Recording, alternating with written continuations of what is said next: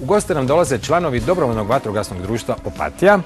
U studiju su nam Zoran Laslavić, Zoran Ravnić i Marin Strižić. Dobar vam dan, dobrodošli. Dobar dan. Nama je već poznato da vi jedini imate u svojoj postrojbi pse, no nisam siguran da u Hrvatskoj to svi znaju.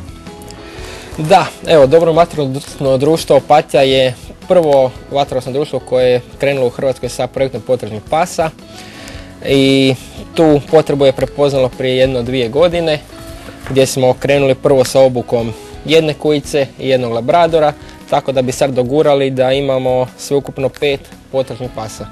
Jedni su mali štenci koji su malo mlađi, tu je Rain koja je stara već 2 godine, ona je nešto svoje već napravila i najviše želimo predstaviti ljudima naša 2 mala štenca koji imaju 6 mjeseci. Kad kažemo vatrogasno društvo, obično prvo pomislimo na vatru, na požar. Vatrogasci imaju puno toga što obavljaju na terenu. Vatrogasci obavljaju sve. Nekad je bilo 70% požara, 30% tehničkih intervencija, sad se sve to mijenja. Ljudi nas zovu za uklanjanje zmija iz dvorišta, pčele su zašle u dimnjak, sve neke intervencije gdje druge službe ne znaju kako bi reagirale, sve se prebacuje na vatrogasce i onda mi sukladno našim mogućnostima izađemo uvijek na teren i što je najvažnije, uvijek obavimo posao. A koje su to aktivnosti gdje su vam potrebni psi? Aktivnosti gdje su potrebni psi su nam aktivnosti kod spašavanja ljudi iz ruševina. Tamo koristimo naše pse koji svojim njuhom pronalaze zatrpane osobe. U studiju su 2 mlade kujice koje su, vjerujemo, već prošle prvi dio obuke. Tako je. Znači, prošli smo socijalizaciju s njom, sad se pripremamo za drugi dio, a to je poslušnost i prepreke. I sa otprilike 1,5 godine će ti psi moći izaći na svoj prvi ispit i do onda nam ostaje samo predano vježbati svakodnevno. Mi radimo po međunarodnim standardima.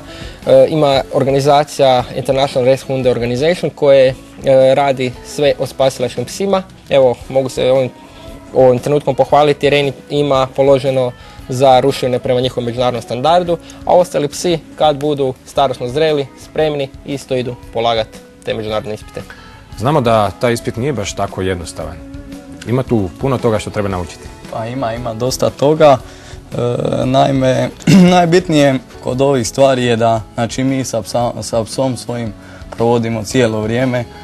Tu se i povezujemo na neki način i tu oni s nama steču jednu, ajmo reći, vjeru i taj jedan odnos s kojim mi na ispitu moramo izaći, znači povjerenje.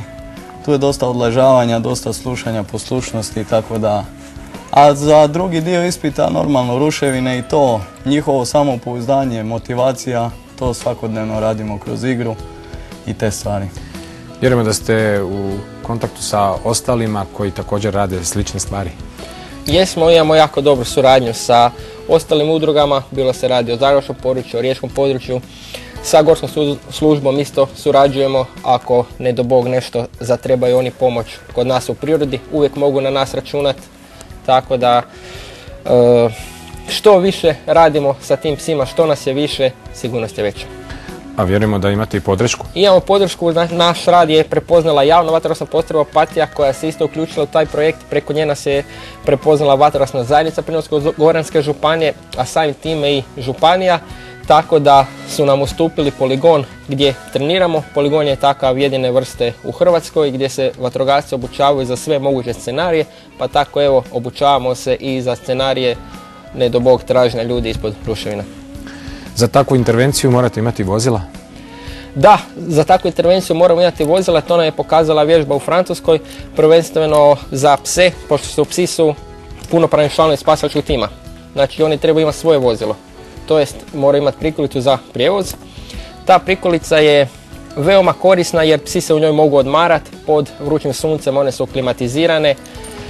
I tu se isto unaprijed zahvaljujemo vatrogasnoj zajednici i županiji Primorsko-goranskoj što nas je poduprla jer pokušavamo nabaviti jednu prikolicu koja je za nas same preskupa. Cijene prikolice se kreću skoro 50.000 kuna. Tako to je veliki, ali dugogodišnji ulog.